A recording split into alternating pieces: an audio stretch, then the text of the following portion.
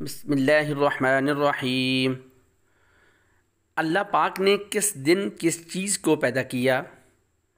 حضرت ابو ہریرہ رضی اللہ تعالی عنہ سے روایت ہے کہ حضور اکرم صلی اللہ علیہ وآلہ وسلم نے میرا ہاتھ پکڑا اور پھر فرمایا، ہفتے کے دن اللہ تعالیٰ نے مٹی کو پیدا کیا، یعنی زمین کو پیدا کیا۔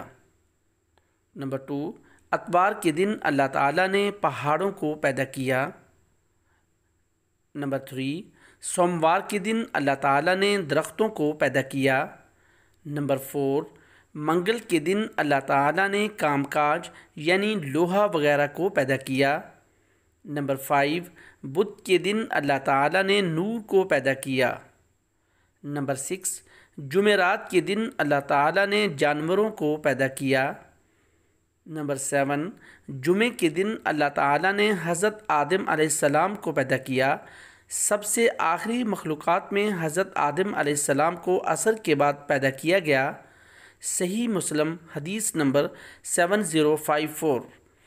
جنہوں نے میرے چینل کو ابھی تک سبسکرائب نہیں کیا، برائے مہربانی میرے چینل کو سبسکرائب کر دیں۔